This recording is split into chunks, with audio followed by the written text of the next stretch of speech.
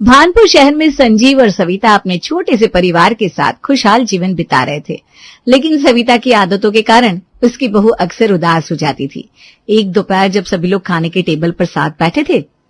सीमा बेटा, आज दोपहर में खाने में क्या बनाया तुमने? पापा जी, आज गोभी आलू की सब्जी बनाई है रोटी के साथ। वाह भाई, मेरी तो फेवरेट सब्जी है। तुम्हारे हाथ की खुशबू ही अलग होती है। देवर जी, आपकी पसंद की भिंडी भी बनाई है साथ में, ध्यान से देखिए जरा। है? अरे वाह भाभी, मुझे लगा आज सिर्फ गोभी बनी है। भिंडी देख के तो दिल बाग बाग हो गया। आपके लिए भिंडी ना बने, ऐसा कैसे हो सकता है भला? भाभी सच कहो ना, तो आपके हाथ की भिंडी जैसा स्वाद किसी होटल में भी नहीं मिलता। ये गोभी आलू तो ऐसा लग रहा है जैसे खिचड़ी हो, और भिंडी इतनी तेल वाली। वो माँ जी कोशिश तो की थी कम तेल डालने की, लेकिन भिंडी नरम हो ही नहीं रही थी। किसी भी काम में तुमसे संतुलन नहीं बनता, या तो उसे खिचड़ी बना दोगी या बहुत तला हुआ। माँ जी, आपकी बात का मान है, अगली बार और ध्यान रखूंगी। हाँ, मान की बात तब होती जब तुमने वाकई कुछ सीखा होता। यहाँ आकर रसोई संभालना भी अभी तक सीखा नहीं। माँ जी, सीख रही हूँ, रोज नया बनाने की कोशिश करती हूँ, सबकी पसंद का ख्याल रखती हूँ। सबकी पसंद? जब स्वाद ही नहीं आता तो किसी की पसंद क्या फर्क लाएगी? माँ, भाभी का बनाया खाना बहुत अच्छा है, मुझे तो सच में बहुत पसंद आया। माँ, हर बात में कुछ न कुछ नुक्स निकाल ही लेती हो। देखो तो सही, सीमा दिन भर कितनी मेहनत करती है। हाँ हाँ, अब बहू है तो देवी है, सास कहे कुछ तो अत्याचार हो गया। मैं किसी का अपमान नहीं करती माँ जी, बस अपने हिस्से का काम ठीक से करने की कोशिश करती हूँ। अरे भाई बहस छोड़ो, चलो खाना खाओ खुशी खुशी। बिल्कुल भाभी, आप तो होटल का खाना भी फेल कर देती हैं। दूसरों के लिए इतनी मेहनत करती है, पर मैं जब सच बोल देती हूँ तो बुरी बन जाती हूँ। आपका कहना मुझे बुरा नहीं लगता माँ जी, आप जो सिखाओगी मेरे अच्छे के लिए ही होगा। बातों से सब जीता नहीं जाता बहू, काम में असर दिखना चाहिए। माँ, सीमा को थोड़ा समझिए भी, हर वक्त उसे ताने कसने से क्या मिलेगा आपको? अरे तुम तो रहने दो, हमेशा बहू के पक्ष में रहते हो। सीमा की आंखें थोड़ी नम हो जाती है। सीमा दोपहर का काम निपटाकर सब्जी खरीदने के लिए बाहर आई थी। सब्जी वाला रोज की तरह आया था और वो दाम पूछ रही थी कि सीमा के साथ सविता भी बाहर आ गई। भैया, बैंगन कितने के दिए आज? दीदी, बैंगन 45 रुपये किलो और कटहल 60 रुपये।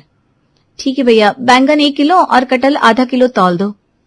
अरे सीमा, फिर से बैंगन ले रही हो? और ये कटहल किसका लिया? माँ जी, मैंने सोचा कुछ सब्जी में वैरायटी हो जाए, वैसे भी ये दोनों सब्जी आपकी पसंद की है ना। कोई इनसे पूछा कौन खाता है? बनाती तो ऐसी है कि स्वाद भगवान ही जाने। नहीं आंटी जी, भाभी तो हमेशा ताजी सब्जी लेती है, अच्छा ही बनाती होंगी। भैया, 1 किलो टमाटर भी तौल देना। टमाटर भी डालोगे? अरे खटाई के बिना तो तुम्हारा खाना अधूरा होता है। मम्मी जी, सबकी पसंद का ध्यान रखती हूँ, सबकी पसंद अलग अलग है। सबकी पसंद की सोचती हो? अरे पहले खुद खाना बनाना तो सीखो। रोज कोशिश तो करती हूँ मम्मी जी। कोशिश से कुछ नहीं होता, नतीजा भी चाहिए। जी, आगे से और ध्यान रखूंगी। ये ध्यान म्यान की बात है ना, घर की बड़ी बहू को शोभा नहीं देती। मम्मी जी, आप सिखाइए ना मुझे, जैसा आप चाहती है मैं सीख जाऊंगी। सिखाना मुझे नहीं आता, बहू को समझदारी खुद सीखनी पड़ती है, और खाने को खाने जैसा बनाना होता है, खिचड़ी जैसा नहीं। जी मम्मी जी, आपकी बात सही है। बेटा, तुम्हारे पास कैसी भी सब्जी हो ना, यही से बनाएगी तो खिचड़ी ही। तुम्हारे पास लौकी है क्या? हाँ आंटी जी, एकदम ताजा है। लौकी भी ले लूं क्या मम्मी जी? ले लो, फिर ये मत कहना कि सब नहीं खा रहा। नहीं कहूंगी, आप जैसा कहेंगी वैसा ही करूंगी। वाह, इतना झुकाव तो शादी के पहले भी नहीं दिखा था। शादी के बाद ही तो समझ में आता है हर बात कैसे निभानी होती है।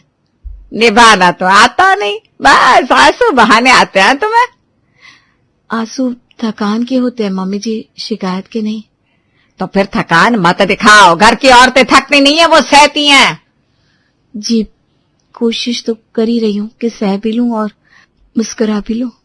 मुस्कुराहट दिखाने से काम अच्छा नहीं बनता है।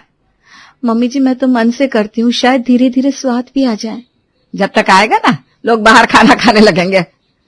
अगर ऐसा हुआ तो मेरी ही गलती होगी, उसे मैं स्वीकार लूंगी मम्मी जी। कोशिश, प्यार, थकान, बस बहुओं की यही 3 बात होती है। आप भी तो कभी बहू रही होंगी ना मम्मी जी, आपको तो समझना चाहिए। मैं तो बहू होकर भी बेटी बनी रही, लेकिन तुमसे कुछ सीखा नहीं गया अब तक। शायद आपकी तरफ बनने में मुझे और वक्त लग जाएगा। वैसे भी मैं अपना काम खुद करती हूँ मम्मी जी। करती हो, लेकिन सही नहीं करती। जो भी बनता है परिवार के लिए ही तो बनता है। हर बार पेट भरना ही काफी नहीं होता, इंसान स्वाद से खुश होता है। आजकल के समय में पेट भर जाए यही काफी है। हैं? क्या कह रही हो? मतलब हम स्वाद की चाह नहीं रख सकते? नहीं मम्मी जी, मैं बस ये कह रही हूँ कि मैं पूरी मेहनत करती हूँ। मेहनत सब करते हैं, फर्क नतीजों में होता है। सीमा सब्जियां लेकर चुपचाप अंदर चली जाती है। उसकी आंखें भरी होती है लेकिन चेहरे पर कोई शिकन नहीं। शाम होते ही दरवाजे पर दस्तक होती है। अरे बहन जी, आज मटर पनीर बनाया है, सोचा आपके साथ भी बांट लूं। अरे वाह रानी जी, आप तो कमाल करती हैं। सब्जी की खुशबू बता रही है कि लाजवाब होगी। मैं हमेशा सब कुछ ताजे मसालों से बनाती हूँ, स्वाद का तो जवाब नहीं। सीखो कुछ रानी जी से। है? सब्जी को भी वो स्वाद देती है, तुम तो हर सब्जी को खिचड़ी बना देती हो। मम्मी जी, मैंने तो वही सब्जियां ली थी जो आपने बोली थी। सब्जी लेना और बनाना दो अलग बातें हैं, तुम्हें तो समझ में ही नहीं आता। अरे बहन जी, लगता है आपकी बहू को थोड़ा और सीखने की जरूरत है। सीखने की क्या है रानी जी, मेरी तो किस्मत ही ऐसी है जो कमजोर बहू हाथ लग गई है। मैं पूरी कोशिश करती हूँ मम्मी जी। कोशिश से पेट नहीं भरता, स्वाद से भरता है, और वो तुम्हारे हाथ में कभी रहा नहीं। सीमा जी, आपको ना किचन में थोड़ा वक्त और देना चाहिए। मैं दिन भर रसोई में ही रहती हो, लेकिन काम आता नहीं। सब्जी ऐसे बनती है क्या? आप ही बताइए बहन जी, आपने कैसे सीखा खाना बनाना? मैंने तो अपनी माँ से सीखा था। हमारी पीढ़ी में तो खाने में आत्मा भी घुलती थी। मम्मी जी, मैं भी सीख रही हूँ। सीख रही हो? शादी को 3 साल हो गए, अब तक सीख नहीं पाई? सीमा जी, आपने जो कल बैंगन बनाए थे ना, उसमें नमक भी ठीक से नहीं था। नमक तो दूर, स्वाद का नामो निशान नहीं था।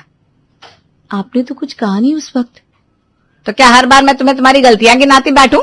अरे कभी खुद भी सोच लिया करो। बहन जी, ये मटर पनीर खा के देखे तब पता चलेगा कैसे बनती है असली सब्जी। वाह रानी जी वाह, ऐसा स्वाद हमारी सीमा कभी नहीं ला सकती। मैं अगली बार पक्का कोशिश करूंगी। हर बार कोशिश कोशिश कोशिश। अरे कभी परिणाम भी दिखाओ, कोशिशों से घर नहीं चलता। बहन जी, आप तो वाकई सब संभाल लेती हैं। अरे अब तो मुझे ही फिर से किचन संभालना पड़ेगा। जब बहू कुछ सीखना ही नहीं चाहती तो क्या करे। मैं सच में जानना चाहती हूँ आपको क्या अच्छा लगता है। जो भी मैं कहूँ तुम बस बहस करती हो। तुम्हें जवाब देना ही आता है, काम नहीं। पर मम्मी जी, बस बार बार कुछ नहीं, अब जाकर रसोई साफ करो। सीमा के ससुर सास की तानों भरी बातों पर हमेशा मुस्कुरा देते हैं, जो सीमा को अंदर तक चुभता है।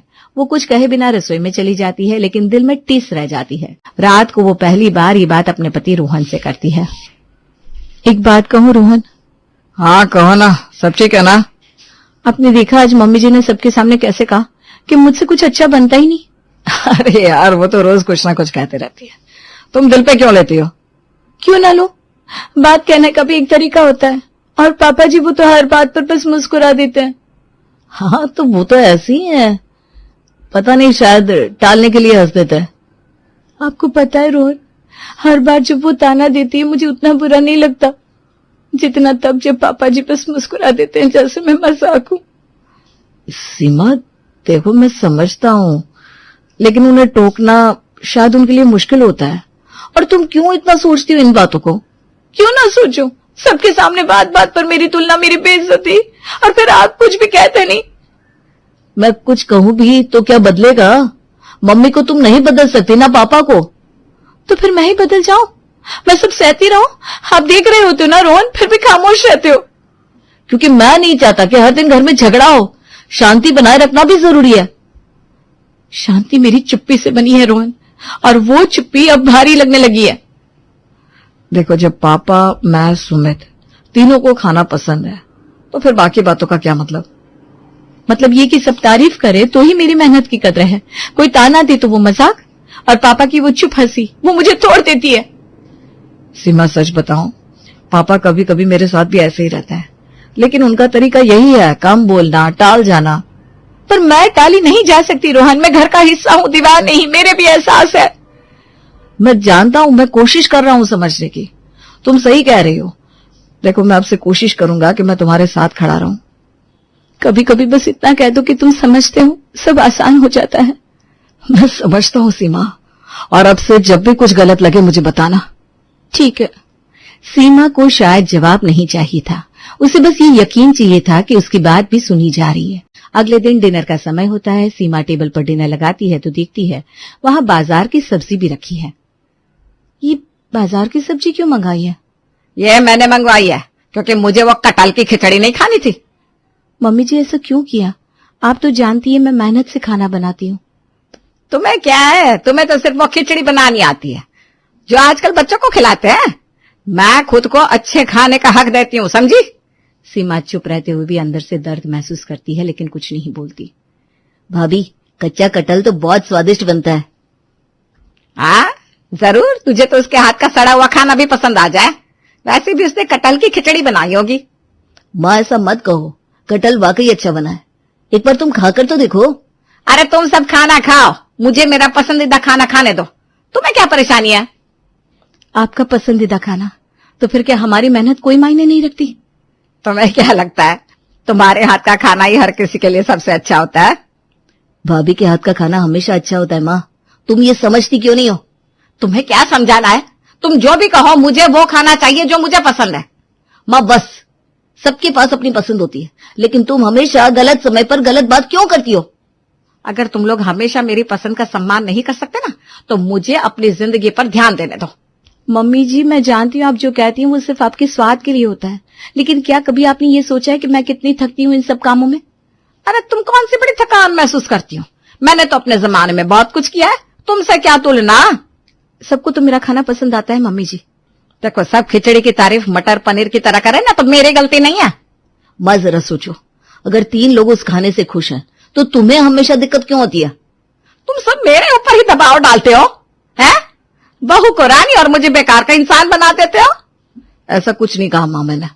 देखो, तुम्हारे कहने से मैं झूठी तारीफ नहीं करने वाली। माँ, क्यों तुम इतने कठोर तरीके से बात करती हो? भाभी का खाना वाकई स्वादिष्ट होता है। अरे तुम क्या जानो, चुप रहो। वैसे भी तुमसे तो बात करना ही बेकार है। मम्मी जी, अब जब भी मैं रसोई में जाऊंगी आपको साथ लेकर जाऊंगी। वो तुम्हें खुद सीखना है, मैं साथ कहीं नहीं जाऊंगी। तुम दोनों से क्या कहूं, जिसे जो खाना है खाने दो और अब सब चुप रहो। सब खाने के बाद धीरे धीरे अपने कमरे की ओर बढ़ जाते हैं। सबके कमरे में जाने के बाद सीमा रसोई समेट रही थी, तभी लैंडलाइन की घंटी बजती है। सविता झट से फोन उठाती है। अरे राकेश, कितने दिन बाद फोन किया रे तूने? दीदी, सोचा कल तुम्हारे घर आता हूँ, भानपुर में एक काम है। अरे वाह, बहुत अच्छा किया। चल बता क्या खाएगा, मैं सब बाहर से मंगवा दूंगी। नहीं दीदी, बाहर का मत मंगवाना, पेट कुछ गड़बड़ चल रहा है। अरे क्या हो गया पेट को, कुछ भारी खा लिया क्या? हाँ, दिल्ली में 2 दिन से बाहर का ही खा रहा हूँ, अब बस घर जैसा हल्का चाहिए। अच्छा तो बता फिर क्या खाएगा, तो खिचड़ी बनवा दूं? हाँ दीदी बिल्कुल, बस वही बनवा दो। अरे रे, अब फिर इस बहू को बोलना पड़ेगा। वैसे तो यह हर सब्जी की खिचड़ी बना देती है, लेकिन इसे असली खिचड़ी भी ठीक से बनानी नहीं आती होगी। अरे दीदी, कैसे भी बना दे, घर का खाना ही काफी है। घर की खिचड़ी बनाना भी कला है जो हमारी बहू में नहीं है। अरे दीदी, इतना भी बुरा मत बोलो यार, थोड़ा सिखाओ ना उसे। अरे सिखाओ भी तब ना जब कोई सीखना चाहे, इससे तो बस बहानों में दिलचस्पी है। अरे दीदी, सब धीरे धीरे सीखते हैं, तुमने भी तो नई बहू बनकर सीखा होगा। हमारे जमाने में कोई सिखाता नहीं था, सब खुद ही सीखना पड़ता था। तो दीदी, अब तुम्हारा अनुभव ही तो है जो सिखा सकता है। तुझे खिचड़ी खानी है ना? ठीक है, बता देती हूँ इसको। अच्छा दीदी, हल्का मसाला और घी ऊपर से। हाँ, घी भी डालेगी कि नहीं इसका भरोसा नहीं है। दीदी तुम कहो तो वैसा ही बनाएगी। अरे कहना अलग बात है राकेश, समझना और मन लगाकर बनाना और बात है। दीदी, कभी कभी प्यार से कहो ना तो ज्यादा असर करता है। अरे तेरा भाषण शुरू मत कर, अब तुझे खिचड़ी मिल जाएगी जैसी तू बोलेगा। थैंक यू दीदी, और आप पकवान की जरूरत नहीं है। अरे पकवान की तो बात ही मत कर, बहू से तो ठीक से रायता भी नहीं बनता। तो खिचड़ी के साथ थोड़ी चटनी बनवा दो, रायता मैं खुद बना लूंगा। अच्छा ठीक है, चल तू वापस आ जा, कल तेरे लिए खिचड़ी तैयार मिलेगी। वो फोन रखते हुए मन ही मन बड़बड़ाती है। उसकी बड़बड़ाहट संजीव और सीमा दोनों ही सुनते हैं। अब इस बहू से खिचड़ी बनवानी पड़ेगी, पता नहीं क्या से क्या बना डाले। क्या हुआ सविता, खिचड़ी बनाने में क्या परेशानी है? अरे परेशानी नहीं है, बस इस बहू की वजह से ना डर बढ़ गया है। इससे कुछ बनाने को भेजो, कुछ और ही बनाती है। मम्मी जी आप एक बार बता दीजिए ना कैसे बनानी है, मैं बना दूंगी। वो तो भगवान मालिक है, तुम क्या बनाओगी? मेरे भाई के आगे मेरी नाक ना कटवा देना। अच्छा तो तुम ही बना लो, खुद क्यों नहीं बनाती? हाँ मैं ही बना लूंगी, अब इसे कुछ बताना भी नहीं है मुझे। पर एक बार भरोसा करके तो देखिए मम्मी जी। अरे तुमसे काम करवाना बहुत मुश्किल है। बहू तुम परेशान मत हो, सविता खुद खिचड़ी बना लेगी। हाँ जी बिल्कुल बना लूंगी। वैसे भी मेरे हाथ की खिचड़ी लोग उंगलियां चाट चाट कर खाते हैं। मेरी बहू के हाथ का भी खाना अच्छा होता है, बस तुम्हें पसंद नहीं आता। मेरी बहू के हाथ का खाना वो क्या होता है? खिचड़ी में भी एक सौंदर्य चाहिए। सच में? भाई तुम ही ले आओ वो सौंदर्य और खिचड़ी बनाओ। अगले दिन सविता ने सच में खिचड़ी बनानी शुरू कर दी। वो पूरी कोशिश करती है कि हर कदम पर सही मात्रा हो। आप देखते हो कितनी बढ़िया खिचड़ी बनती है। क्या बात है सविता, खिचड़ी में भी इतनी मेहनत? अरे अपने भाई के लिए जो बनानी है। खिचड़ी तैयार होते ही सविता की पड़ोसन रानी भी वहां आ जाती है। रानी सविता के भाई के लिए खीर लेकर आती है। देखिए दीदी कितनी अच्छी खीर बनाई है मैंने। अरे ये तुमने बहुत अच्छा किया। आपने क्या बनाया है? मैंने तो भाई के लिए खिचड़ी बनाई है। पर इसका रंग ऐसा क्यों है? अरे भाई को आने दो, फिर दोनों साथ में खाना, बहुत स्वादिष्ट बनी है। दोनों उंगलियां चाटते रह जाओगे। राकेश घर आता है। सविता उसे बिठाती है और कुछ ही देर में सविता रानी और राकेश को खिचड़ी परोसती है। खिचड़ी खाते ही दोनों चौंक जाते हैं। ये क्या है दीदी, चावल और छोले की खिचड़ी? हाँ छोले के साथ खिचड़ी है, कुछ गलत है क्या? दीदी ये तो वही बात हो गई, नाच न जाने आंगन टेढ़ा। कहना क्या चाहते हो, मुझे खिचड़ी बनानी नहीं आती? तुम तो भाई हमेशा झगड़ने में लगी रहती हो। तो और कैसे बनती है खिचड़ी? दीदी खिचड़ी मूंग दाल की बनती है, छोले की नहीं। सीमा वहीं खड़े होकर मुस्कुरा रही थी। संजू सीमा को अपने पास बुलाता है। बहू तुम्हें हमेशा शिकायत थी ना कि मैं सविता की बातों पर क्यों हंसता हूँ? जी पापा जी। बहू असलियत तो यह है कि तुम्हारी सास को बस बातें बनाना आता है और कुछ नहीं। और दीदी ने तो वो कहावत भी सच कर दी, बंदर क्या जाने अदरक का स्वाद। मैं जानता था इसे कुछ आता नहीं है, बस इसे तुम्हें किसी न किसी बात पे ताना कसने का बहाना चाहिए होता है। अच्छा हुआ जो आज मुझे मौका मिला इसकी सच्चाई तुम्हें दिखाने का। बहू तुम खुश रहो और ऐसे ही हमेशा अच्छा खाना बनाना, अपनी सास की तरह मत बनाना। ठीक है मामा जी। सभी जोर से हंसते हैं। अब सीमा भी समझ जाती है कि उसकी सास गरजने वाला बादल है, बरसने वाला नहीं।